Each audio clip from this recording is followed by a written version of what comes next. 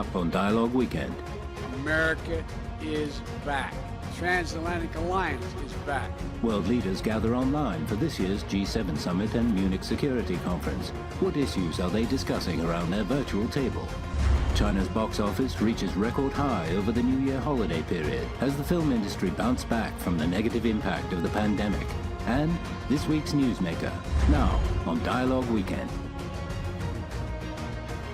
Welcome to Dialogue Weekend. I'm Xu Qinduo. The G7 meeting and the Munich Security Conference started on Friday, with Western leaders discussing the coronavirus pandemic, the world economy, and their relationship with other big powers, including China and Russia, to talk about the highlights of the meetings and what it means for the U.S. to return to the conference after the Trump era. I'm joined by Professor Hovey Toker from the American Graduate School in Paris, Rick Denham, former White House correspondent for Business Week, and Cui Hongjian, director of the Department of European Studies at the China Institute of International Studies. Welcome to the show. So, Rick, I will start with you. On the 19th, President Biden declared at the Munich Security Conference that America is back, the Transatlantic Alliance is back. Well, that's a key message. So what is the purpose or what is the expectation of President Biden out of their European allies here? Well, I think that the European allies want some consistency from the United States. They want to be heard. They want to be part of any kind of global strategy. And they want some confidence that the United States will be reliable and you won't have another Trump in the future with the United States policy zigzagging. But I think there's something important that we have to take into consideration. That's the world has changed in the 4 years of Donald Trump. To some degree, Europe has learned how to move on from reliance on America and has its own relationship that's developing with China, sort of a bilateral EU-China relationship, much deeper than it was 4 years ago.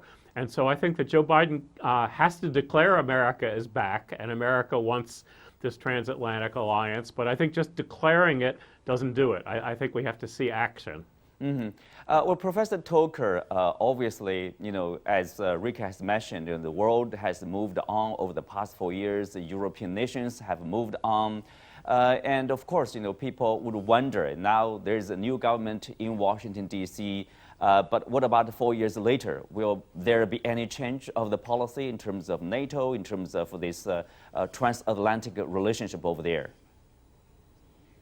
Yes, obviously. And even before we try to anticipate on what's going to happen hypothetically 4 years ahead of us, we should just keep in mind the elementary element in any kind of analysis of this nature, which is there's never going back to in diplomacy, in a full entire sense when it comes to geostrategic values, when it comes to diplomacy, when it comes to economy.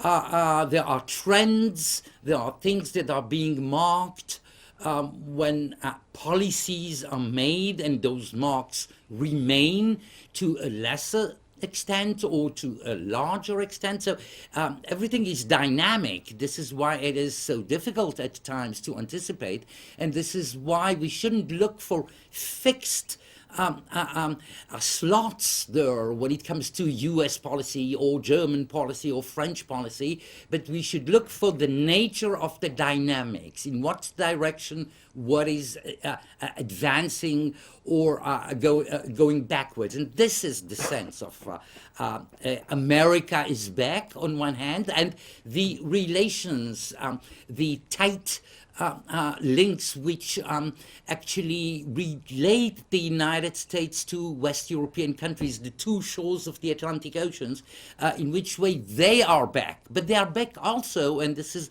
another way of answering your question, they are back also in the sense of hesitations and doubts and ambiguities which were valid prior to the arrival of President Trump to the White House in early 2017, because there were doubts and there were ambiguity and there were questions the Europeans were asking themselves, and different scenario they could have followed in regard to their relations with the US. But as Trump's policy were so brutal, if you wish, so unilateral, then of course that had been shut down, and all these old ambiguities and doubts, which were well more sophisticated, may come up to the surface right now. Well, Hong Jian, if you look at the remarks after President Biden, you have German Chancellor Merkel basically calling for the U.S. and Europe to find a common approach to China and Russia. But she also added that she had no illusion the interests from either side of the Atlantic would always line up. Obviously, she's referring to the differences between Brussels and Washington in their relationship or in their ties with Russia and China. In terms of China, Hong Jian, what do you see the differences between China's relationship with Washington and the ties with Brussels over there? If we look at what happened, especially from the comments of the European leaders, we can find out even this time Joe Biden tried to have this message to the international community. Not only American is back, and also the West is back. But we can find a very different tones between the European leaders and the American leader, especially regarding to the relations with China and Russia. Still, we can find out a lot of difference and also a big gap between the two sides. For example, how about this very different understanding about the Nord Stream 2 pipeline project between Germany and the United States? And also, of course, for China, European still, like to get some more market access and more opportunity from Chinese market and the Chinese economic development. And so I think that even now for Washington try to get some, maybe a kind of a coalition of democracies. But I understand that from a European perspective, the democracy doesn't mean that there will be a confrontation between the West and the China. Indeed, I think Germany and France and most of the European countries still look forward to some more opportunities for cooperation with China, even with Russia. So I think at the same time, I think European leaders, they are not so confident about this continuity of American policy towards China, towards Russia, even towards the so-called multilateral cooperation. If we understand the big concern from a European side towards American politics, especially how fragile of the political basis for Mr. Biden and his administration. Yeah, the domestic policy.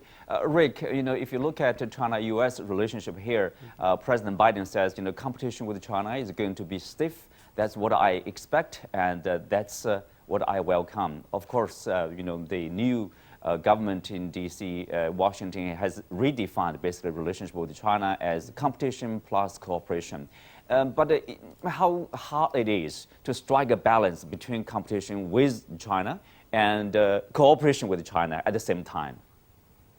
I think for it's now, essential to do. Rick, yeah, Rick, please, yeah. Yeah, it's essential to do it, but it's also a challenge because you're going to have this competition economically, and you're going to have tension militarily and diplomatically. At the same time, you want to work together on climate change. You want to work together on health and disease. You want to work together on all the issues that you can work multilaterally for the U.S. and China to make the world better.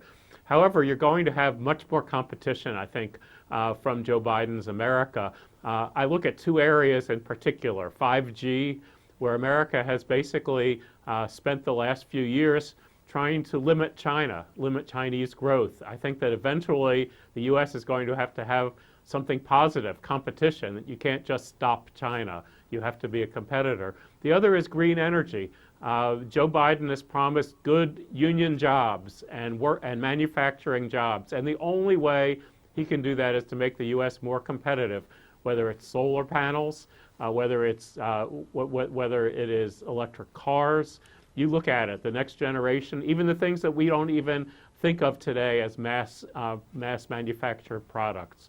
So I think you're going to see both things happen at the same time, and the two governments are going to have to learn how to compete and cooperate at the same time, to trust each other so that you can have disagreements, but also work together on common issues. Delicate relationship.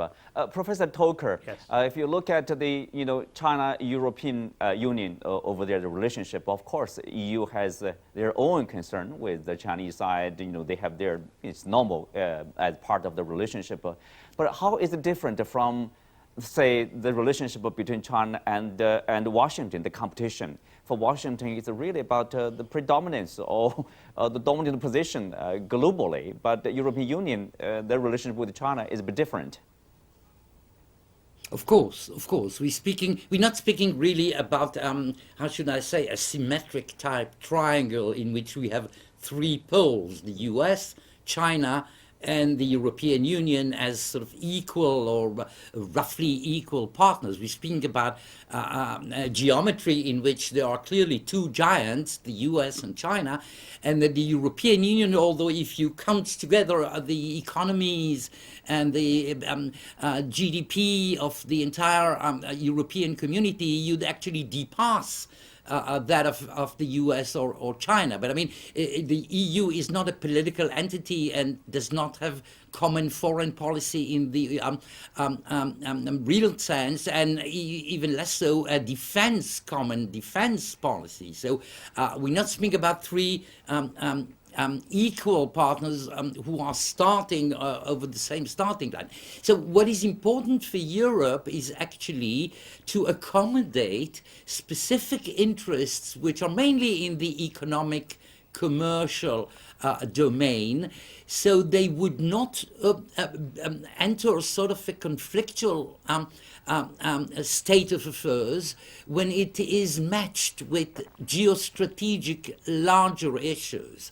The US and China do have different ways of looking at so many things geostrategically. Let it be in Asia, let it be in Africa, although the Europeans also share a competitive scene with China when it comes to Africa, mainly France in that sense. So the Europeans may be tempted to play it alone, which has been characterized the European behavior in this triangle or so-called triangle for years back, right?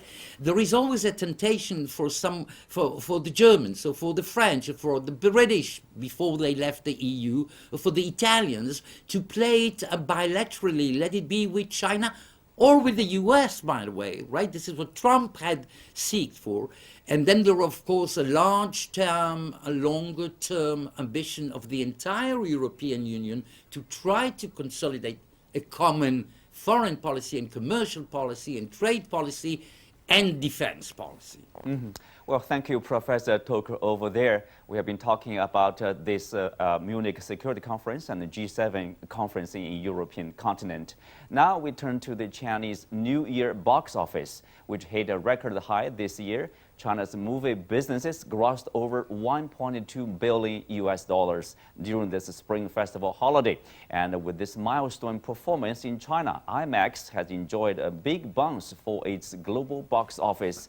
So what's been the most popular movie during the Spring Festival? And are we seeing China's economic recovery from the worst of the pandemic reflected in the film market?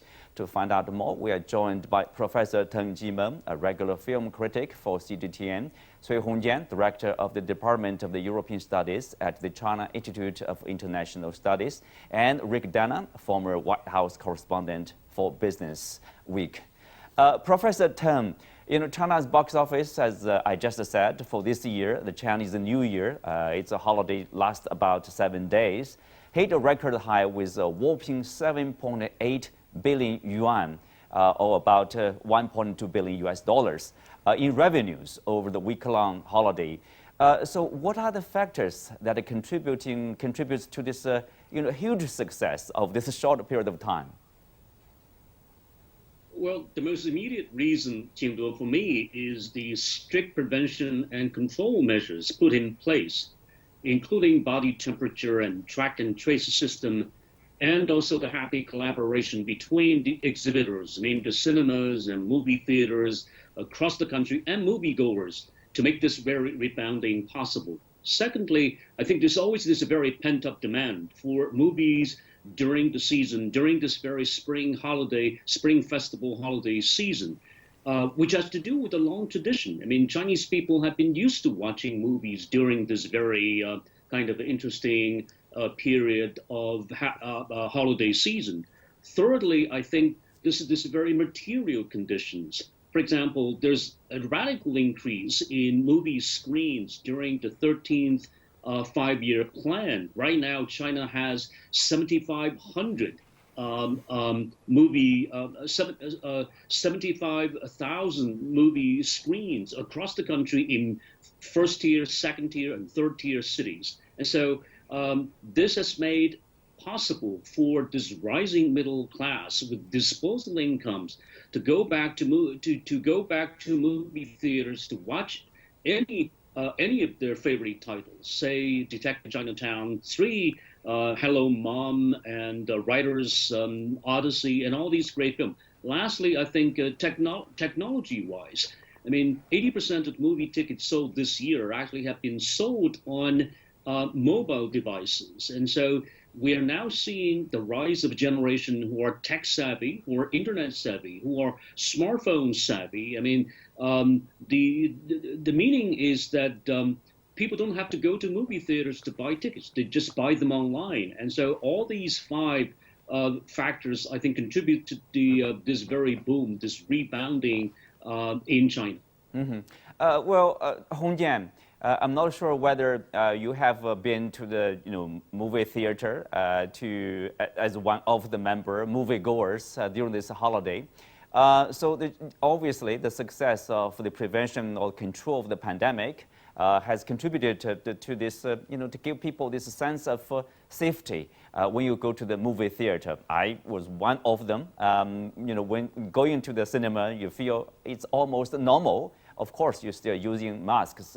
So what's your experience? So what's your understanding of this economic recovery or the prevention of the pandemic, relationship to this strong surge of this movie performance there?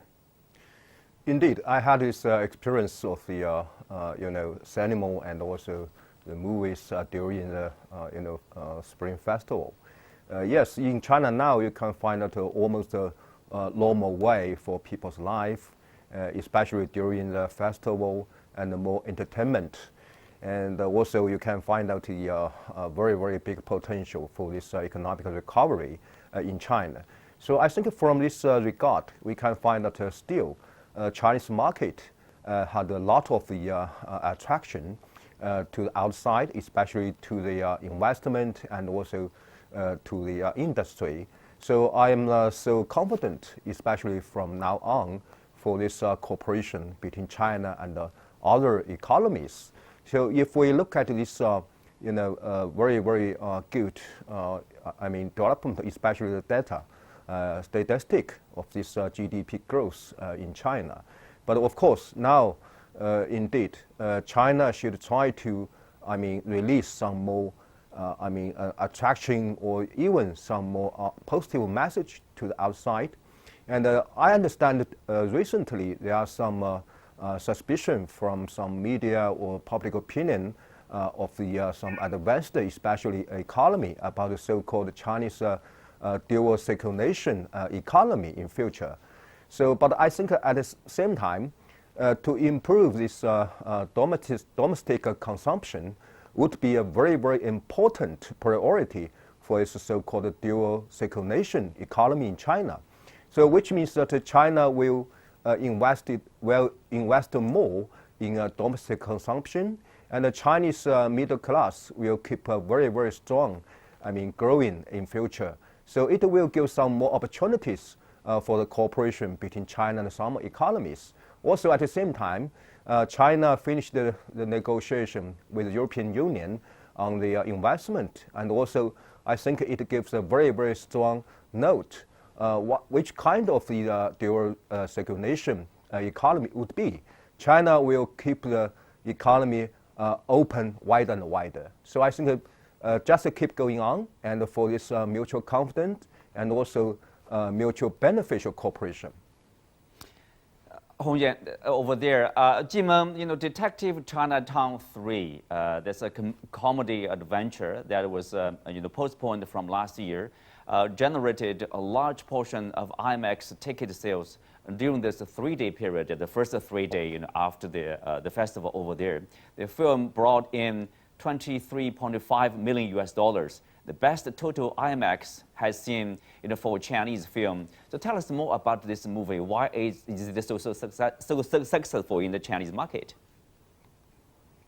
Well, yes. I mean, Detective Chinatown is a big IP developed by director Chen Sicheng over basically a period of almost 10 years, starting from Detective Chinatown in the U.S., Detective Chinatown in Hong Kong, in Thailand, and now Detective Chinatown in Japan. So it's the trickle that a filmmaker has developed over the years and eventually into this very IP.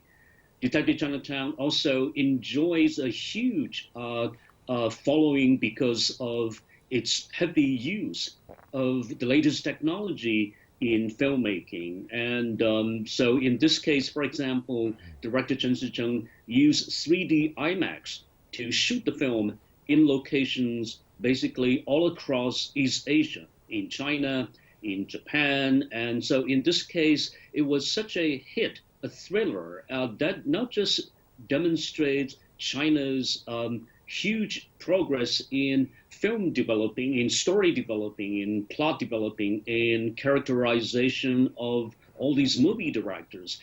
In a sense, it also, showcased this very great progress in filmmaking technology. And so this is why that film viewers in this country are flocking to movie theaters. At the same time, it also fits in with this very new Happy New Year film genre initiated by director Feng Xiaogang back in the late 1990s.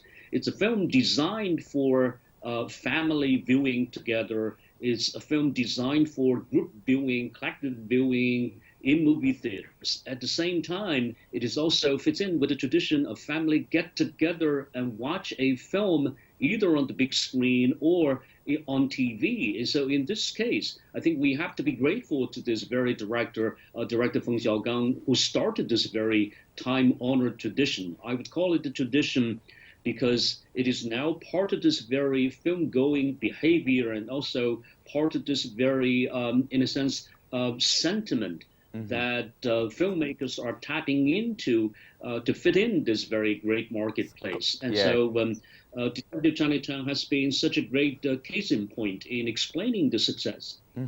Well, Rick, there's a cooperation between the Chinese side and Hollywood in terms of jointly producing movies for the China market. But if you look at, obviously, the success of this Spring Festival, and last year, the top 10 movies actually are all made in China. So what do you see the prospect of a further cooperation between the two sides? Well, I think you're going to see it to some degree because Hollywood still sees the China market, and even though Hollywood hasn't been producing nearly as many movies because of the pandemic, the producers in Hollywood want that open market in China. I've seen over the past 10 years Chinese studios embed people in Hollywood and learn some of the tricks of the trade, and you can definitely see Chinese movies advance both in terms of plotting and in terms of special effects, and have movies driven by stories more than just special effects and storylines. And so I think you're going to keep seeing it. The challenge is the demands of the Chinese government on content coming out of Hollywood. And there's a lot of pushback in the U.S. politically against Hollywood studios making movies that are seen as Chinese government propaganda. So I think that's the biggest challenge is going to be the political. I think the artistic cooperation continues to grow. Different systems and also with a different emphasis and also politics, obviously. Now let's leave it there for now and take a look at this week's Newsmaker.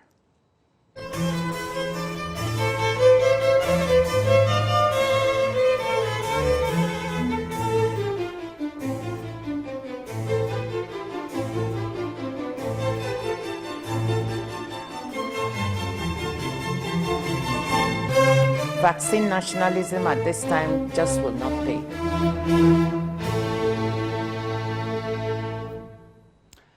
Well, Hong Jian, history will be made when Nigeria's Ngozi Okonjo-Iweala takes office on March the 1st. And she will become the first woman and the first African to lead this global trading organization. So, Hong Jian, what is the significance of Dr. Okonjo-Iweala being chosen as the Director General of the WTO? And what do we expect out of her? You mentioned the two first. I think it's fully explained how big of the significance for this election for the lady as the leader or the Secretary General in WTO. But also we know that now maybe besides this appeared some significance. I think now the important thing is for WTO now is still in a very, very critical time. Also, in the past few years, the WTO and its represented, so the multilateral trade institution has been destroyed largely by United States, especially by Trump administration. So to some degree, it has been lost some functions and also some even credibilities in this multilateral trade system. So I think that this time for this new leadership in WTO, especially for this dispute settlement system, would be very important time to get, as we know, restart and also to get some reform. So far, we can find out from the United States and the European side, they got a consensus that this year would be a very big time for reform for WTO. Mm-hmm. So I understand that how big pressure from outside on this new Secretary General, and especially we are concerned that any kind of reform in WTO will not point out any, certain country like China.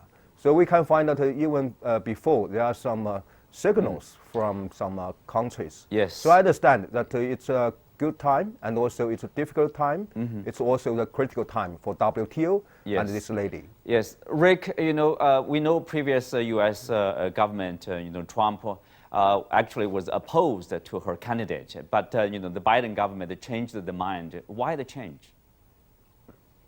Well, I think it's a repudiation of Donald Trump. Donald Trump has always had problems with powerful women. He's always had troubles with black people in positions of authority.